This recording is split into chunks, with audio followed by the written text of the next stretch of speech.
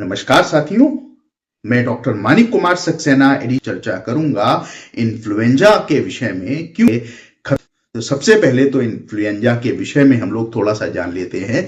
अगर किसी व्यक्ति को इन्फ्लुएंजा से संक्रमित व्यक्ति से टच में आने के 2 से 4 दिन के भीतर अचानक से बुखार शुरू होता है, मांसपेशियों में तेज दर्द होता है, शरीर में दर्द होता है, कमजोरी होती है, खांसी आती है, नाक बहती है, निगलने में दर्द होता है, थ्रोट पेन होता है और साथ ही साथ कभी कभी आंख आना, जिसको कंजंक्टिवाइटिस कहते हैं, ये भी हो जाता है।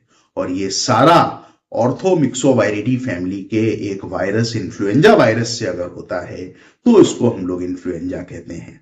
अब ये कैसे पता चले कि ये ऑर्थोमिक्सोवायरिडी फैमिली के इन्फ्लुएंजा वायरस से हुआ?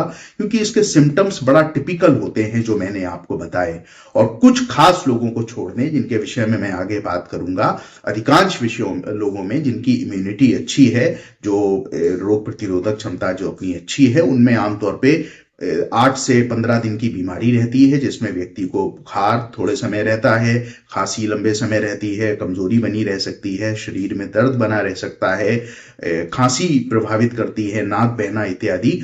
और एक खास बात इसकी ये होती है, इसके लक्षणों की, कि व्यक्ति को एग्जैक्टली याद रहता है कि ये इन्फ्लुएंजा कब शुरू हुआ। और इसी इन्फ्लुएंजा को आम भाषा में हम लोग फ्लू कहते हैं, FLU इसको कहा जाता है। और ये बीमारी होती है वायरस से। अब मैं आपको इसके विषय में थोड़े मेडिकल फैक्ट बताता हूं। इन्फ्लुएंजा वायरस आमतौर पर क्या, इन्फ्लुएंजा वायरस 4 प्रकार का होता है। Influenza virus A, B, C और D। C बहुत माइल्ड इलनेस कॉज करता है, D मानवों में आमतौर पे बीमारी कॉज नहीं करता, तो वो किनारे हो गए, बचे A और B। A आमतौर पे इसमें जो वायरस होता है ये सबसे कॉमन मानवों में फैलता है, और B भी फैलता है।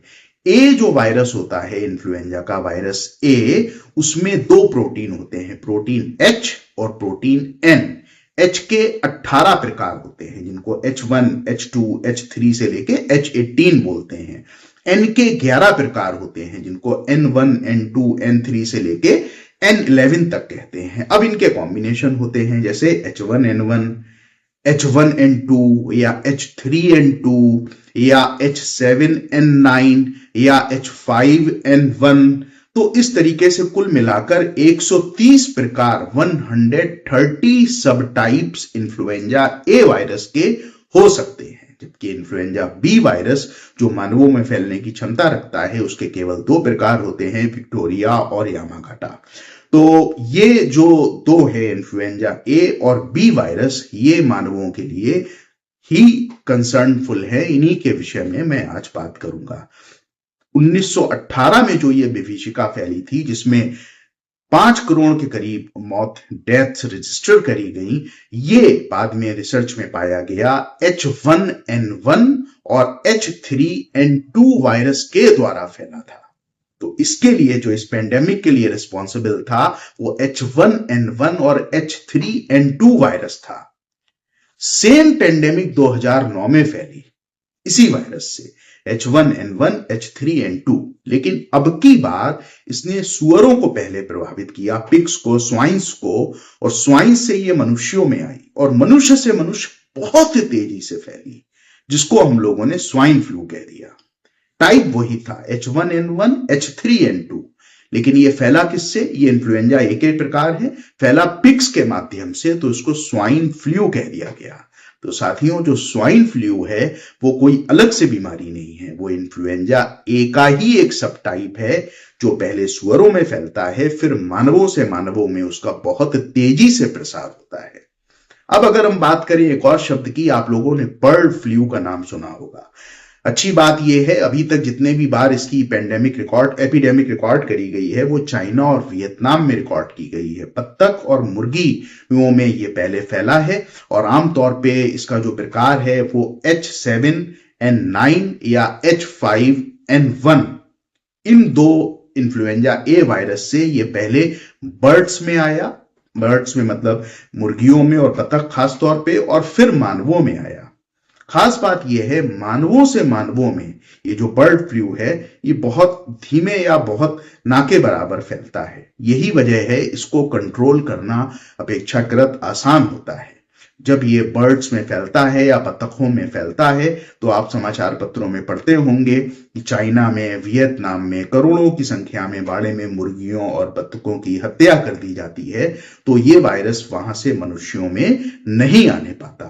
तो हमने देखा कि इन्फ्लुएंजा का दूसरा नाम फ्लू है। स्वाइन फ्लू और बर्ड फ्लू ये इन्फ्लुएंजा ए वायरस के ही प्रकार है, ये अलग से नहीं है। क्योंकि स्वाइन फ्लू पिग से फैलता है तो उसको स्वाइन फ्लू कहते हैं, बर्ड फ्लू बर्ड से फैलता है तो उसको हम लोग बर्ड फ्लू कहते हैं। लक्षण मैं इसके आपको बता ही चुका हूं। अब बात करते हैं कि ये मानव से मानव में कैसे फैलता है। अगर इसमें हम मानव से मानव में फैलने की बात करें तो सबसे कॉमन तरीका होता है ड्रॉपलेट इन्फेक्शन।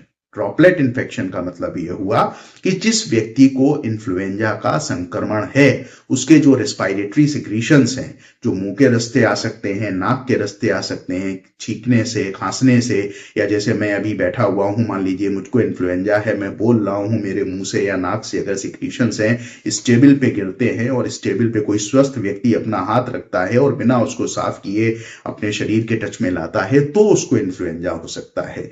दो व्यक्ति अगल बगल बैठे हुए हैं, एक को इन्फ्लुएंजा है एक को नहीं है, इसने छींका या खांसा, दूसरे व्यक्ति को इन्फ्लुएंजा फैल सकता है। यह तेजी से फैलने वाली बीमारी है। तो इस तरीके से यह मानव से मानव में फैलता है। तो बचाव भी बहुत आसान है। हम जब अगर इन्फ्लुएंजा फैला हुआ हो तो उस दौरान क्या सावधानी रखनी है, बिना वजह चीजों को छुएं ना। छुएं तो अपने हाथों को अच्छी प्रकार से धोएं। बहरहाल तो ये इसको रोकने का एक प्रकार है। अगर इन्फ्लुएंजा फैला हुआ है तो हम ऐसी जगहों पे ना जाएं जो भीड़ भाड़ स्थान है। मास्क का प्रयोग करें। और जिन लोगों को इन्फ्लुएंजा वायरस का ये बीमारी खतरनाक होने का आशंका रहता है उन लोगों के लिए इन्फ्लुएंजा वैक्सीन अवश्य लगवाएं। आमतौर पे जो एक स्वस्थ व्यक्ति है अगर उसको इन्फ्लुएंजा हो भी जाता है तो जैसा कि मैंने कहा 10 से 15 दिन की ये सेल्फ लिमिटिंग इलनेस होती है। हम खूब पानी पिएं, तरल पदार्थों का सेवन करें, अच्छी प्रोटीन की डाइट लें, आराम करें और तो ये बीमारी, और बुखार आए तो पैरासीटामोल हो गया, नाक बहने के लिए खांसी के लिए खांसी का सिरप, नाक बहने के लिए नाक बहने की दवा, सिम्टोमेटिक ट्रीटमेंट जिसको कहते हैं, तो आमतौर पर ये सही हो जाती है 10 से 15 दिनों में। लेकिन कुछ लोग ऐसे होते हैं जिसमें यह गंभीर निमोनिया में परिवर्तित होकर मृत्यु का कारण भी हो सकती है। ऐसे लोगों को सलाह दी जाती है कि वो हर साल अगस्त, सितंबर, अक्टूबर में इसकी वैक्सीन लगवाएं। ये लोग कौन हैं? तो सबसे पहले एक्सट्रीम ऑफ एजेस, अगर 6 महीने से 5 साल की उम्र है या 50-55 साल से ज्यादा की उम्र है तो ऐसे लोगों में इन्फ्लुएंजा सीरियस हो सकता है। अगर एस्थमा या सीओपीडी दमा है तो ऐसे लोगों में इन्फ्लुएंजा सीरियस हो सकता है। अगर किसी पर्सन को डायबिटीज मेलिटस है, शक्कर की बीमारी, तो इन्फ्लुएंजा सीरियस हो सकता है।